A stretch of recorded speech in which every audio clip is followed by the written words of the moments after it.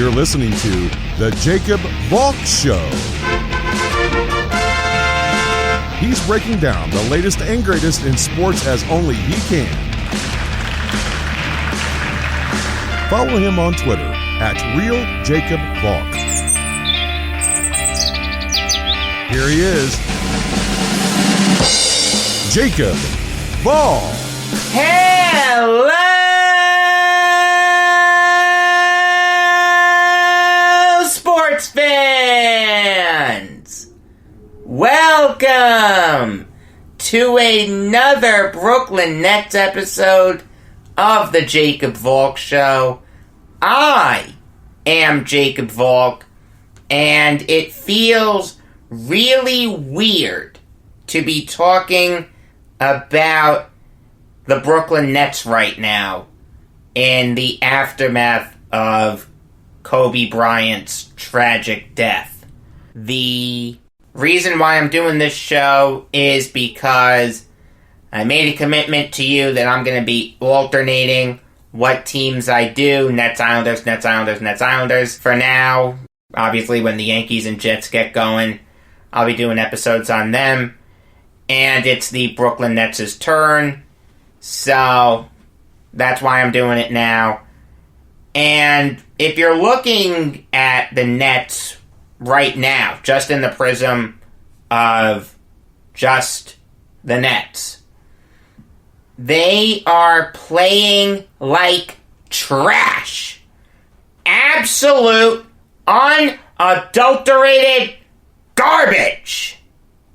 I don't care that you're missing Kevin Durant and DeAndre Jordan. There is no excuse for you to be 19 and 26 right now. I don't care that Kyrie's been out. No excuse. I don't care that Kyrie didn't play yesterday.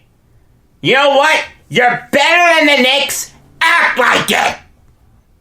I know that 2 weeks ago I said I didn't care about this year, but my God, can you guys put together a decent game for consecutive days, please? I gotta tell you, and I like Kenny Atkinson. I'm not saying Kenny Atkinson should be fired, but he does deserve criticism for this year. This is a team that lives and dies by the three-pointer. And the Brooklyn Nets, when you look at three-point field goal percentage, are 27th in the league. Now, they make a lot of threes, 12.5 per game. That's 9th in the league. But when you look at percentage, the more accurate representation of how good of a three-point shooting team they are 27th in the league. 24th in field goal percentage. 27th from the charity stripe.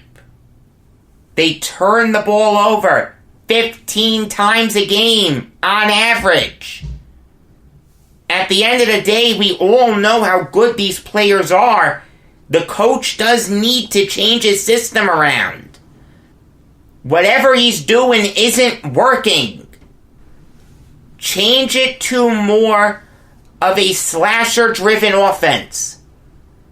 Instead of having a stretch four out there, have Jordan and Allen playing together. Have LeVert in the starting lineup. For the love of God, he's healthy. Have him in the starting lineup. Have Joe Harris coming off the bench. That is where the microwave three-point shooters should be. They should be on the bench. This is what the starting lineup should be for the Nets. Kyrie Irving, Garrett Temple, Karis LeVert, DeAndre Jordan, and Jared Allen.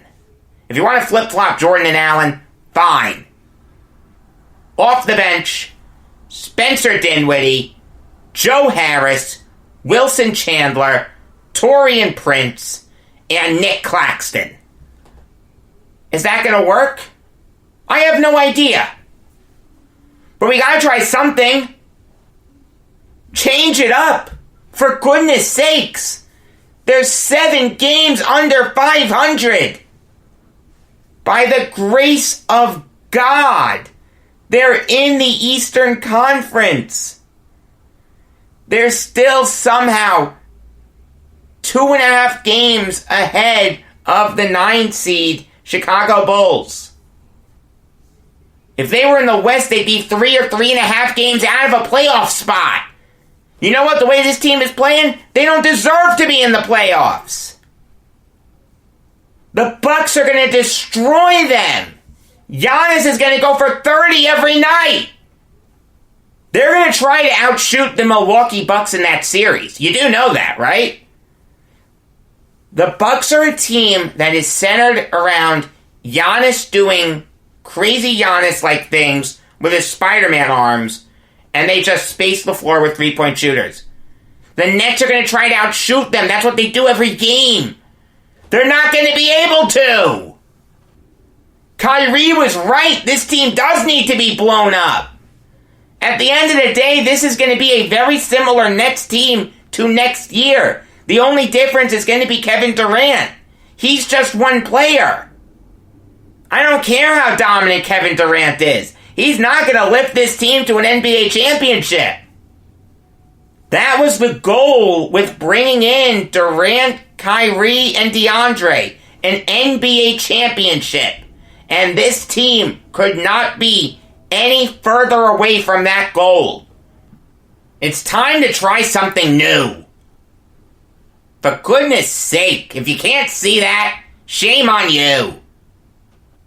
You know what? While I'm talking about the Nets and seeing as though we're still struggling to deal with the reality of Kobe Bryant no longer being with us, I think that I'm going to break down the 2002 NBA Finals.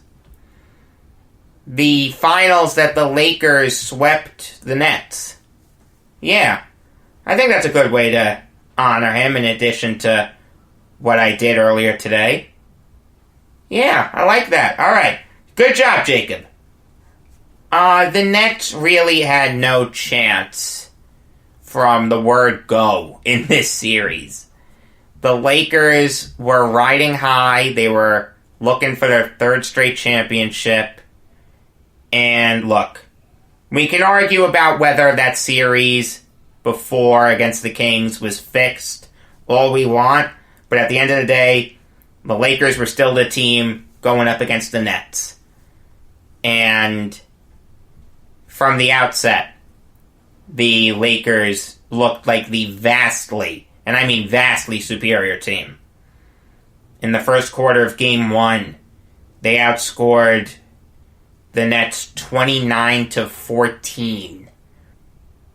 Yeah, the Nets made it close.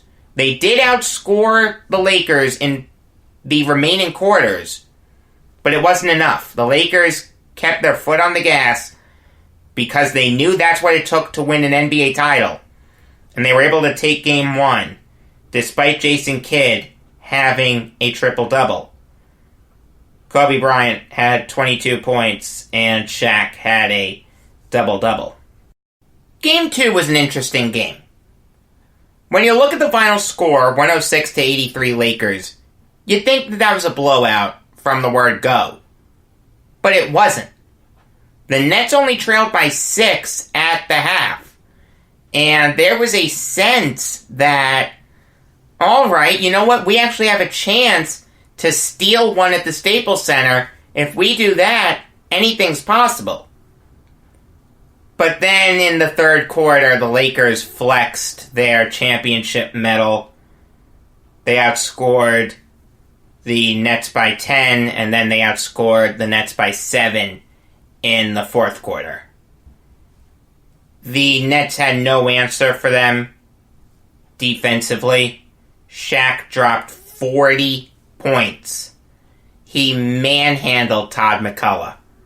I like Todd McCullough, but oh man, he was useless against Shaq. That's why they traded for Mutombo. It didn't work, but It was a good try. Kobe went off with 24 points. Robert Horry nearly had a double-double, and Rick Fox nearly had a double-double. The Nets could also get nothing going offensively, as guys like Kenyon Martin, Keith Van Horn, and again McCullough were all limited to single digits. Game 3 is a heartbreaking game for Nets fans, because the Nets had every opportunity to win that game. They were up for a lot of the fourth quarter. But it's, again, the championship mentality. I feel like a broken record here.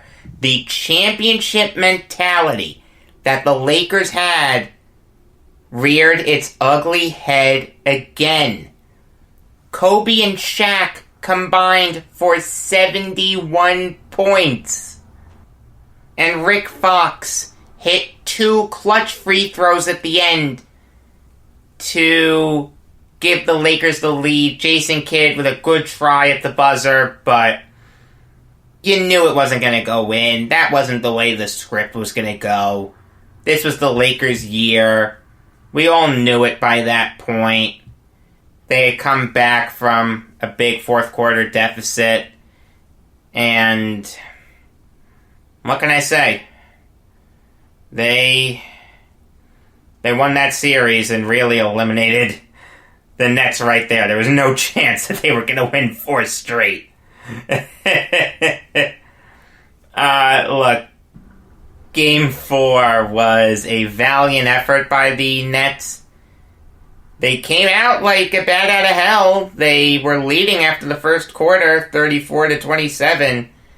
But then the Lakers outscored them in the second quarter to go up by 1 at the half. They outscored them in the third quarter, up by 4 after 3.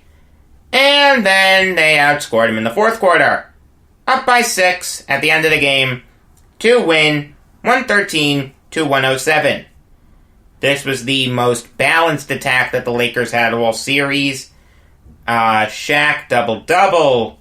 Kobe Bryant, 25 points. Robert Horry, 12 points. Derek Fisher, 13 points. And off the bench, Devin George had 11 points. But even then, though, the Nets had a chance to win that game. Kenyon Martin went off, 35-11. Lucius Harris off the bench, 22. The reason that the Nets didn't win that game was because Jason Kidd had the worst game he's ever had in his life. He shot 5 for 14 from the field, 1 for 4 from beyond the arc. He only had 13 points to go with 12 assists. Now, he had a double-double, but he's got to be better than that. If Jason Kidd is on, the Nets win that game. Now, it wouldn't have mattered because the Lakers would have won in 5, but it's still something that eats at me. Devin George going off, and Jason Kidd not being the Jason Kidd that we all knew he could be. At the end of the day, though, there's really nothing to be ashamed of there if you're a Nets fan. They lost to a better team. There was no one that picked the Nets in that series. Even Nets fans didn't pick the Nets in that series.